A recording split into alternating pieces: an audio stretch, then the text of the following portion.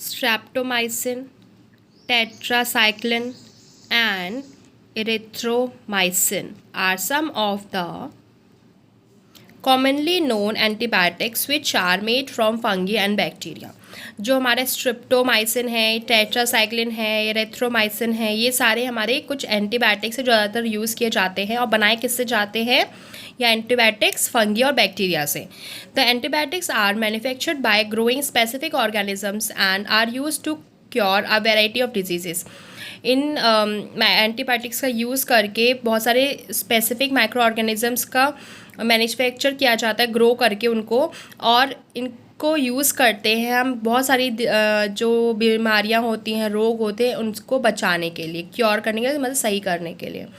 Antibiotics are even mixed with the feed of livestock and poultry to check microbial infection in animals. कुछ ऐसे animals होते हैं जिनको उनको भी बीमारी लगती है, कुछ माइक्रोब्स हो जाते हैं, माइक्रोबियल इन्फेक्शन हो जाते हैं, तो इन एंटीबायोटिक्स को भी मिक्स करके लाइफ स्टॉक जो है या फिर पोल्ट्री है उनको भी खिलाया जाता है, मिक्स करके दिया जाता है. They are also use to control many plants disease. जो एंटीबायोटिक्स हैं वो प्लांट्स में जो डिजीज़ हो जाती है उनको भी कंट्रोल करने के लिए यूज़ किए जाते हैं. एंटीबायोटिक्स के नीचे यहाँ पर दे रखे हैं. In 1929 Alexander Fleming was working on a culture of disease causing bacteria. जो अलेक्जेंडर फ्लेमिंग थे 1929 में वो वर्क कर रहे थे किस पे? डिजीज़ पे, कि कौन कौन से कल्चर होते हैं, कौन कौन से बीमारियाँ फैलती हैं बैक्टीरिया से. Suddenly he found the spores of a little green mould in one of his culture plates. अब उन्होंने कुछ समय बाद ऐसे अचानक से उन्होंने देखा कि उनकी जो कल्चर प्लेट थी उसके ऊपर ना कुछ ग्रीन सा उग रहा था. He observe that the presence of mould prevented the growth of bacteria. जो माउल्ट था वो उसने क्या क्या बचाया उस बैक्टीरिया को ग्रोथ करने के लिए. In fact it has also killed many of these bacteria. और जो माउल्ट था उसने बहुत सारी, जो ग्रीन माउल्ट था उसने बहुत सारे बैक्टीरिया को ग्रोथ करने में या फिर बढ़ने में या फिर उनको मार दिया था, नहीं बढ़ने दिया. From this the mould penicillin was prepared. फिर इससे क्या हुआ? माउंट पेंसिलिन भी बनाई गई ताकि कि जो भी प्लेट्स होते हैं उनको बचाने के लिए. It is important to remember that antibiotics should be taken only on the advice of a qualified doctor. जब भी हम एंटीबायोटिक्स लेते हैं हमें ध्यान रखना चाहिए कि जब भी हम लें उन्हें अपने एडवाइस करके, मतलब डॉक्टर से पूछ के लें जो एकदम क्वालिफाइड हो. Also you must complete the course prescribe by the doctor. या फिर उसने क्या कर रखा हो, डॉक्टर का पूरा कोर्स पढ़ रखा हो.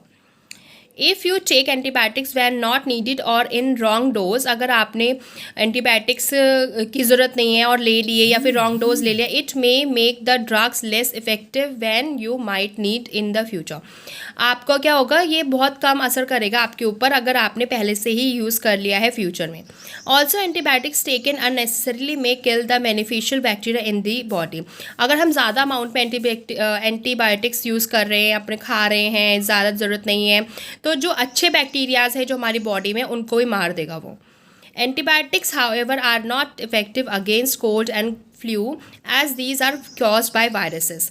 जो एंटीबायोटिक है वो ज़्यादा इफेक्ट नहीं करती है किस पे? कोल्ड और फ्लू पे, क्योंकि ये कोल्ड और फ्लू जो होता है वो वायरसेस की वजह से होता है. इसलिए हमें एंटीबायोटिक्स नहीं खाना चाहिए जब हमें कोल्ड और फ्लू हो. तो vaccine. When a disease carrying microbe enters our body, the body produce antibiotics to fight the invaders. जब हमें कोई बीमारी होती है तो हमारी बॉडी से भी कुछ ऐसे क्या बोलते हैं एंटीबायोटिक्स प्रोड्यूस होती हैं ताकि कि जो भी फॉरेन इन्वेडर्स, मतलब जो भी बाहर से कोई भी माइक्रोब हमारे बॉडी के अंदर घुसे तो उसे लड़ सके. The body also remembers how to fight the microbe if it enters again. अगर बॉडी को ये भी पता होता है कि अगर मान लो कोई ऐसा माइक्रोब है जो हमारे लिए हार्म कर रहा है, वो हमारे अंदर घुस गए, तो हमें उससे कैसे लड़ना है. सो इफ़ डेड और weekend microbes are introduced in the healthy body, the body fights and kills them by producing suitable antibodies. अगर मान लो कभी कोई ऐसे कमज़ोर सा या फिर मरा हुआ माइक्रोब हमारी बॉडी के अंदर, हेल्दी बॉडी के स्वस्थ शरीर के अंदर घुस जाता है, तो क्या करता है, जो हमारी बॉडी के अंदर एंटीबॉडीज़ होती हैं वो उनसे लड़ती हैं और उन्हें मार देती हैं. ठीक है. the antibodies remain in the body and we are protected from the. हमारे बॉडी में एंटीबॉडीज़ हमेशा होती हैं, ठीक है, और हम उनसे बचे रहते हैं फ्रॉम डिजीज़ कॉजिंग माइक्रोब्स, और हमें बचाए रखता है वो एंटीबॉडी जब हमें कोई डिजीज़ होगी माइक्रोब्स के through. This is how a vaccine works, ऐसे ही वैक्सीन वर्क करती है। Several diseases including cholera, tuberculosis, small pox and hepatitis can be prevented by vaccination. अब बहुत सारी बीमारियां ऐसी हैं जो हमारी बॉडी में एंटीबॉडीज़ होने के बाद भी वो माइक्रोब से लड़ नहीं पाती हैं, तो क्या किया जाता है, वैक्सीन लगाई जाती है। ठीक है, तो आपने सुना होगा वैक्सीनेशन किया जाता है, अगर बचपन में भी लगाया जाता है। कॉलेरा की वैक्सीन दी जाती है, ट्यूबरक्लोसिस की, स्मॉल पॉक्स और हेपेटाइटिस की भी वैक्सीन दी जाती है। Edward Jenner discovered the vaccine for smallpox in 1789। जो एडवर्ड जेनर थे, ये साइंटिस्ट थे, उन्होंने डिस्कवर किया था वैक्सीन किसके लिए, स्मॉल पॉक्स के लिए 1789 में।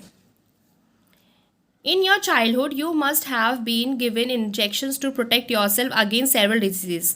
आप जब बचपन में या तो आपको लगे होंगे या फिर आपने कभी नोटिस किया होगा, जो छोटे बच्चे होते हैं उनको इंजेक्शन लगवाने जाना पड़ता है टाइम टू टाइम, है ना, ताकि वो बहुत सारी बीमारी से बचा सके अपने आप को। Can you prepare a list of these diseases, you may take help from your parents. आपको एक लिस्ट बनानी है डिजीजेस की जिसमें हमें वैक्सीनेशन दिया जाता है, अपने पेरेंट्स से पूछ के बना सकते हो।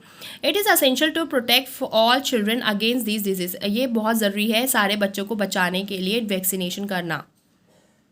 Necessary vaccines are available in the nearby hospital. जो बहुत ज़्यादा ज़रूरी वैक्सीन्स होती हैं, जिन बीमारियों से बचाने के लिए बहुत ज़्यादा ज़रूरी होती है, वो हॉस्पिटल नियर बाय जो पास में हॉस्पिटल होता है उनमें भी मिल जाती है। You might have seen the advertisement on TV and newspapers regarding protection of children against polio under the pulse polio programme. आपने टीवी में सुना होगा ऐड देते हुए, या फिर न्यूज़पेपर में देखा होगा, बच्चों को बचाने के लिए, पोलियो से बचाने के लिए पल्स पोलियो प्रोग्राम भी स्टार्ट किया गया था बहुत पहले, है ना।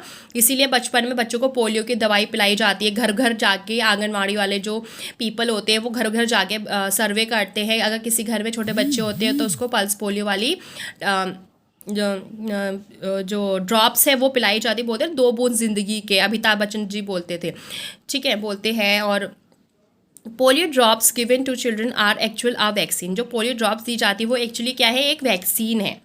A worldwide campaign against smallpox has finally led to its eradication from most part of the world. जो वर्ल्ड वाइड कैंपेन किया गया था स्मॉल पॉक्स के लिए, वो भी आजकल देखा जा रहा है कि वो फाइनली क्या, एरेडिकेशन मतलब एकदम ही खत्म हो चुका है पूरे वर्ल्ड के हर एक पार्ट से। These days, vaccines are made on a large scale from microorganisms to protect humans and other animals from several diseases. अब आजकल जो कह सकते हो जो वैक्सीन्स बनाए जाते हैं वो तो पहली बात तो माइक्रो ऑर्गेनिजम्स का यूज़ करके बनाए जाते हैं, लेकिन अब क्या है, लार्ज स्केल में माइक्रो ऑर्गेनिजम्स का यूज़ करके वैक्सीन बनाई जाती है ताकि वो ह्यूमंस को या फिर कोई एनिमल है उसको बहुत सारी सेवरल डिजीज़, बहुत सी जो बीमारियां हैं उनसे बचाने के लिए। सबसे पहले जो हमारा अभी जो करंट एक इशू चल रहा है कोविड से बचाने के लिए वैक्सीनेशंस लगवाए जा रहे हैं, वैक्सीन लगाई जा रही है, सबको टीके लग रहे हैं ना।